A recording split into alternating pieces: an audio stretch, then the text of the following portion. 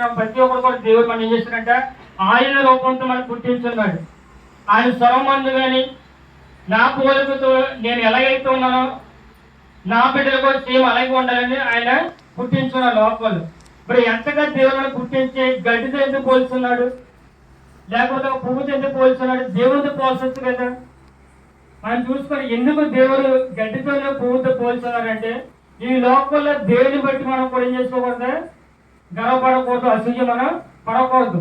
ఎందుకు మనం పడుతున్నామంటే మన జీవితం ఎలాంటిదంటే మనం చూస్తున్నాము. ఇక ఉన్న పెద్దలందరూ కూడా పని వెళ్తూ ఉంటారు. గడ్డి ఎలా ఉంటుందంటే పచ్చగా ఉంటుంది. ఎండ కాస్త ఏమవుతుందంటే వాలిపోతుంది, ఎండిపోతుంది. అదే దానికి ఒక పురుగుల మందు లేకపోతే గడ్డి మందు కొడితే అది ఏమవుతుందంటే అది కూడా వాలిపోతుంది. మనం చూసుకుంటే లేడీస్ కూడా చాలా మంది చూసుకుంటే పువ్వులు ఎంత అందంగా చూసుకుంటారు. దాన్ని చూసుకొని సువాసన వస్తుంది, చూడడానికి చాలా అందంగా ఉంటుంది. గట్టిగా ఎండ కాస్తే పువ్వు ఏమవుతుందంటే రాలిపోతుంది. అలాంటి భయంకర స్థితిలో ఒక చెట్టు వల్ల కానీ ఒక గడ్డి వల్ల కానీ ఒక పువ్వుతో మన జీవితాన్ని ఎందుకు దేవుడు ఎంతగా దేవుడు ఆయన రూపంలో చేసి ఆయన జీవితంలో చేసి ఇంతగా దేవుడు ఎందుకు మన పువ్వుతోనే గడ్డితో ఎందుకు పోల్చున్నాడంటే మనం గ్రహించుకోవాలి. కాబట్టి ఇక్కడ ఏం వాక్కు చెప్తుందంటే సర్వశరీర గడ్డిని పోలిన వారు అలాగే వారు అందమంతి కూడా గడ్డి పువ్వు వలె ఉన్నది. వారు అందమంతి ఎలా ఉన్నాడంటే గడ్డి పువ్వు వలె ఉన్నది. పువ్వు చూస్తే చాలా అందంగా ఉంటుంది, సువాసన వస్తుంది. దాన్ని చూసి ఎంతో మంది స్త్రీలైనా కానీ పురుషులైనా కానీ ఏం చేస్తారంటే మురిసిపోతారు. అది ఎంత అందంగా ఉంది, దాన్ని పెంచుకోవాలి, దాన్ని తల్ల పెట్టుకోవాలి అని ఎంతో ఆలోచన కలుగుతూ ఉంటారు. మన జీవితంలో కూడా దేవుని బట్టి పోలి ఉన్నదంటే నీ అందమంతి కూడా ఎలా ఉందంటే గడ్డి పువ్వు వలె ఉన్నది. మనం కూడా నీ అందంగా ఉండాలి, నీ అందరికంటే ఐశ్వర్యంగా ఉండాలి, నీ అందరికంటే గొప్పగా స్థితిగా ఉండాలి, నీ అందరికంటే అందరూ చిరుపు బట్టలు వేసుకొని మంచి బట్టలు వేసుకోవాలి, నేను స్టైల్గా ఉండాలి, అందంగా ఉండాలి అని నువ్వు ఎన్ని ఆలోచన చేసుకున్నా కానీ మన జీవితం ఎలాంటిదంటే గడ్డి పువ్వు లాంటిది. నువ్వు ఎంత దాన్ని శృంగారం చేసినా కానీ చెట్టుకి, నువ్వు ఎంత గొడుగు పెట్టినా కానీ ఎంత నీడ వేసినా కానీ అది ఒక కాలం ఏమవుతుందంటే అది వాలిపోతుంది. మన జీవితం కూడా ఎలాంటి పరిస్థితి ఉందంటే నువ్వు ఎంత రెడీ అయినా కానీ పెళ్లికి కానీ లేకపోతే వివాహం కానీ ఫంక్షన్ కానీ స్కూల్కి కానీ నువ్వు ఎంత అందంగా తయారైనా కానీ నీ జీవితం ఎలాంటిదంటే ఒక గడ్డి పువ్వు లాంటిది. ఈ లోకం చూసుకుంటే ఎన్నో మరణాలు. వాళ్ళు అనుకోవచ్చు కదా నేను కొన్ని 100 సంవత్సరాలు బతుకుతాను, లేకపోతే నేను 100 సంవత్సరాలు బతుకుతాను అని అందరూ అనుకోవచ్చు. నాకంటే అందంగా లేని వారు, నన్ను నేను చేసే స్టైల్ ఎవరు చేయలేరు అని ఎంత మురిసిపోయినా కానీ వాళ్ళ జీవితం ఎలా పడుతుందంటే గడ్డి పువ్వు లాంటిది. మనం చూసుకుంటే మరణాలు చూస్తూ ఉన్నాము. 2 రోజుల క్రితము తాడుమల్ల ప్రాంతం చెందిన వారు 10 మంది వెళ్ళారంట పనికి. వాళ్ళు ఏం చేస్తారంటే ఒక లారీ మీద వెళ్తుండగా అవి దానికి లోడ్ ఏంటంటే జిడిపెక్క లోడ్ అంట. వాళ్ళు వేసుకొని వస్తుండగా వాళ్ళ పైన కూర్చున్నారు ఒక 7-8 కూర్చుంటే ముగ్గురు కూడా కూర్చున్నారు.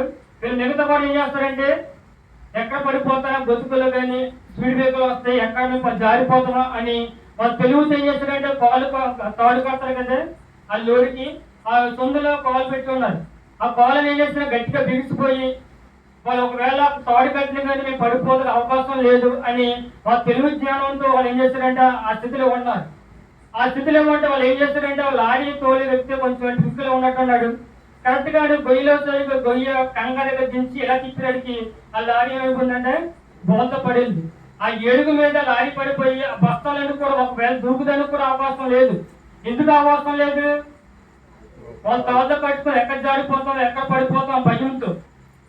కాబట్టి అది ఎప్పుడైతే బోల్త పడిందో ఆ ఏడుగు కూడా ఏమైపోయారంటే అక్కడికక్కడే చనిపోయారు. వాళ్ళందరూ కూడా తాడిమలకు సంబంధించిన వాళ్ళే. ఎందుకని చెప్తున్నారంటే వాళ్ళు అనుకోవచ్చు కదా ఇటువంటి భయంకరమైన స్థితి మాకు రాదు అని మనసులో అనుకోవచ్చు. మేము క్షేమంగా ఇంటికి వెళ్ళాలంటే మేము పడిపోకుండా ఉండాలంటే మేము ఇలా కట్టుకోవాలనుకున్నాం కానీ మేము అక్కడే చనిపోతామేమో నాకు అక్కడే మరణం వస్తుందేమో వాళ్ళు అనుకోలేదు. ఎందుకు అనుకోలేదు? మన మరణం అనేది మన జీవం ఎవరి చేతిలో ఉందంటే మన చేతుల్లో లేదు, దేవుని చేతిలో ఉంది. ఈ లోపల గడియారం మన సమయం మార్చుకోవచ్చు. గడియారం ఒకవేళ లేట్ అయినా ముందుకు వెళ్ళే సమయం మనం ఏం చేసుకోండి అక్కడ ఎప్పుడైతే బ్యాటరీ అయిపోయింది మన సమయం మార్చుకోవచ్చు ముందుకి వెనక్కి. ఆ గడియారం సమయం మనం మార్చుకోవచ్చు, లేకపోతే ఈ లోకంలో సమయం కొన్ని దినాలకు చూసుకొని మనం మార్చుకోవచ్చు. కానీ మన జీవితం మనం మార్చుకోగలమా? వాళ్ళ జీవితాలు అనుకున్నామని చనిపోతామని ఈ స్థితి వస్తుందని అనుకున్నారా? వాళ్ళకి ఆలోచన లేదు. ఆ 7 చనిపోయారు మన జీవం చూసుకోండి. మరణం అనేది దేవుని చేతిలో ఉంది. కాబట్టి మరి ఎంత సోమవారం మనం బయలుదేరే కానీ ఎంత సోమవారం మనం చేసుకున్నా కానీ మన జీవితం ఎలాంటిదంటే గడ్డి పువ్వు లాంటిది. నిన్న దినాల కిష్టంలో చెందిన ఓ వ్యక్తి 2 రోజుల క్రితం ఇంటి మీద లేదా గృహం మీద లేకపోతే తన భార్య మీద అడిగి వెళ్ళిపోయి ఒక చెరువు కొట్టు మీద ఎక్కడ కాలువ కొట్టు మీద బండి పక్కన అంటే ఫోన్ కానీ తనకున్న ఐడెంటి కూడా అన్ని కూడా బండి కావాలి పెట్టి ఆయన అందులో దూకినట్టు ఉన్నాడు. ఎవరికి కనిపించలేదు. వాళ్ళు చూస్తున్న బండి ఉంది కానీ మనిషి లేదు. అలాగే 2 రోజులు గతించిపోయింది. నిన్న దొరికింది అంటే శవం. అంటే మనం చూసుకున్న జీవితం ఎలాంటిదంటే గడ్డి పువ్వు లాంటిది.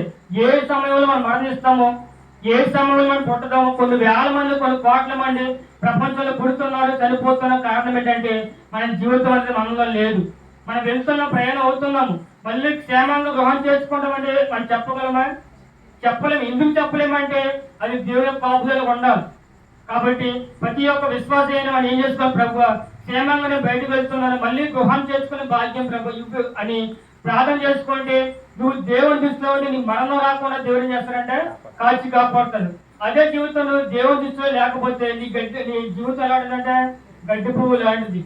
కాబట్టి దేవునితో పోల్చిన కొన్ని దేవాల ఒక్కొక్క సమయంలో దేవుడు ఏం చేస్తాడంటే గడ్డి పువ్వుతో మనం పోల్చి ఉన్నాడు. కాబట్టి గడ్డి వాలిపోను పువ్వు వాలిపోను కానీ అదే జీవితం కూడా మన జీవితం కూడా దేవుడు పోల్చి ఉన్నాడు.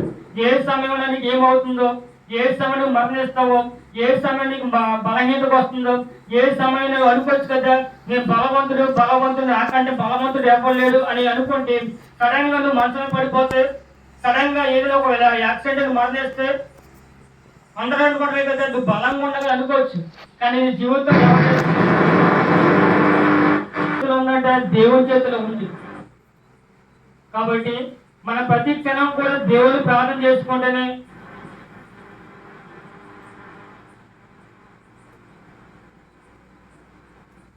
అప్పగించుకోవాలంటే మనకు మనమే అప్పగించుకుంటే ఏ క్షణంగా నువ్వు మరణిస్తావో. కాబట్టి ప్రతి క్షణమున ప్రార్థన చేస్తే నీ జీవితం మళ్ళీ క్షేమంగా ఉంటుంది. కాబట్టి గడ్డి వల్లే మన జీవితం దేవుడు పోల్చున్నాడు. కాబట్టి అది ఎండి పువ్వులు, గడ్డి ఎండి పువ్వులు, దాని పువ్వు రాలిపోవును. కాబట్టి అంతేకాకుండా ప్రభు వాక్యము ఎల్లప్పుడూ ఉండును. అంటే ప్రభు వాక్యం ఎల్లప్పుడూ ఉంటుందంటే కాలం ఏంటి, అవకాశం ఏంటి? దేవుడి వాక్యం ఎల్లప్పుడూ ఉంటుంది. కానీ మన జీవితం ఏమవుతుందంటే కొంతకాలం ఉంటుంది. కాబట్టి ఇంకో మాట మనం చదువుకో, మన జీవితం ఎలాంటిదంటే ఎందుకు ప్రభు మాట చెప్తున్నారంటే మన జీవితం చాలా కొద్ది కాలం అనుకోవచ్చు కదా. దేవుడి కీర్తన గ్రంథంలో ఏమని వాస్తున్నారంటే అధిక బలం అయితే 85 సంవత్సరాలు. మరి నేను ఖచ్చితంగా వాక్యం చదివిస్తున్నాను కనుక నేను 70 సంవత్సరాలు నేను బతుకుతాను. ఒకవేళ నాలో శక్తి ఉంటే నేను గట్టిగా భోజనం చేస్తే నేను 85 సంవత్సరం బతుకుతాను అని ఎవరైనా ధైర్యం చెప్పగలవా? చెప్పలేము. చిన్న వయసు నుంచి కూడా పెద్దవారు కూడా ఏ క్షణంగా మరణిస్తున్నారు, ఏ క్షణంగా బలహీనత అవుతున్నారు, ఏ క్షణంగా మంచమే పడుతున్నారు అని తెలియకపోవచ్చు. కాబట్టి జీవితం ఎందుకు దేవుడు గడ్డి పువ్వులు ఎందుకు దాన్ని పోల్చున్నారంటే మనం అందరూ చూస్తూ ఉండగా ఆ ఎండ ఏమవుతుందంటే వాలిపోతుంది. మన జీవితం కూడా ఎన్నో రకాలుగా చూస్తూ ఉంటాము. అది చూస్తూ ఉండగా జీవితం ఏమవుతుందంటే వాలిపోయే స్థితికి మనం కలిగి ఉన్నాము. కాబట్టి దినములు చెడ్డవేని వాగ్దానం ఇస్తూ ఉన్నారు. కాబట్టి మనం ఏం చేస్తున్నామో చూడండి. అక్కడ ఎఫెసీయులకు రాసిన పత్రిక